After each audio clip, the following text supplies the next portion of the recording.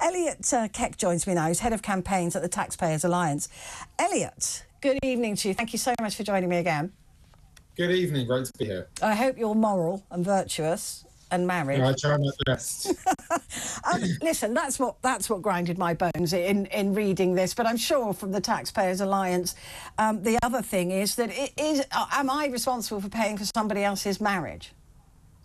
Listen, I think what the Centre for Social Justice have produced is an important report. Loneliness, albeit it is, of course, a subjective feeling, is on the rise. And we do know that in general, when you look at in population terms, marriage does tend to produce positive results. I would prefer the government to look at alternative ways to incentivising marriage rather than handouts to people, rather than direct payments. Actually look at the tax system to see if we can incentivise marriage further. For example, married couples are only allowed to transfer a small amount of their personal allowance. I think that should be significantly expanded. And also, if you have children, there's no way to add on to your personal allowance as a result of those children, like there is, for example, in France. So I think I'd rather see the government look at tax incentives and tax means rather than direct handouts.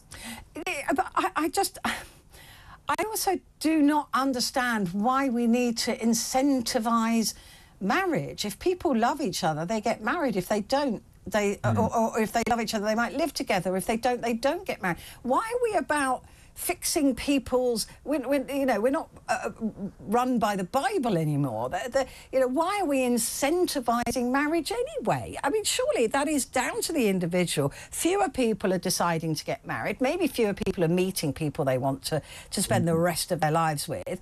Why are we incentivising that anyway with cash bonuses?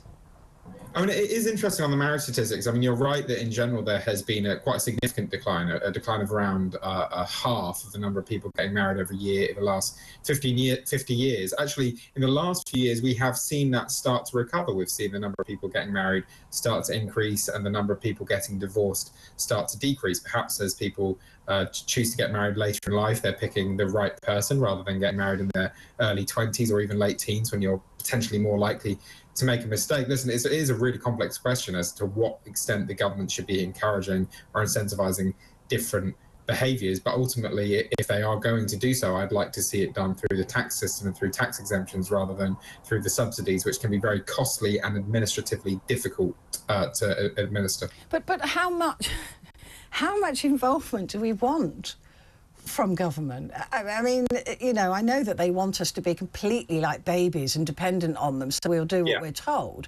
I mean, it's very, very clear. But to start to sort of involve themselves in this level, I mean, I think this is intrusive. I think it's it is borderline preachy. I read out that line saying, that intrinsic human flourishing can only be solved by a new sense of shared moral purpose. I mean, I'm not married. I have absolutely no intention of getting married. My mother went through 3 husbands. I don't see the point of it. And it doesn't suit me. It doesn't mean I'm morally corrupt. Yeah, and listen, I think the problem is we've had a government that over the last couple of decades has become increasingly preachy, increasingly sanctimonious. It's unbelievable. What to eat, when to eat, how to eat it. And I think as a result, there are people that are getting really, really fed up. So perhaps when the government does want to incentivise something that many people, including the Centre for Social Justice, do believe is important, they're talking to a government that is already treating its population like children's. And I think a lot of people actually just think, no, do you know what? I don't want the government incentivising or disincentivising anything. I just frankly want them to leave me alone. And that's my standpoint. I'm liberal at heart. I just think, go away. Leave me alone. Stop telling me that I would be, more moral and more virtuous if I was married. That then leads on to, well, women should be having more babies. It becomes so much more intrusive. And the reason I'm saying this to you is not to be any moral judge of this, but because all of these comments and all of this stuff that government talk about, just keep them away from running the country. That's what we want them to do with our tax money, isn't it?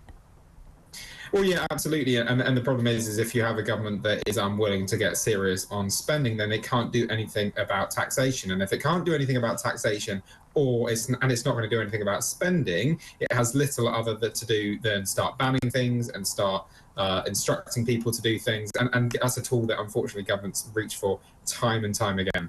And it must be frustrating for everybody when, you know, you pay your tax. I can't negotiate with the taxman. I don't know about you, but I can't negotiate how much I pay. I pay up. I expect them to do what I expect them to do. I don't expect them to start preaching at me, like you say, with czars, food czars, loneliness czars, night czars, personal gym czars, whatever those czars are, telling me what to do. Those czars cost us money. I don't want them to spend my tax money on that.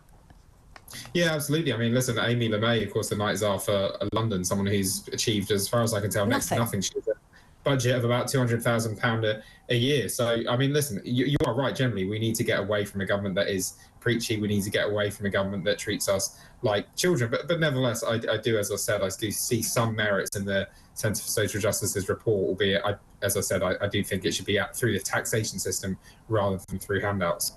Good to speak to you, as ever. Thank you very much indeed. I'll let you go off and be virtuous. That was Elliot Keck, their Head of Campaigns at the Taxpayers Alliance.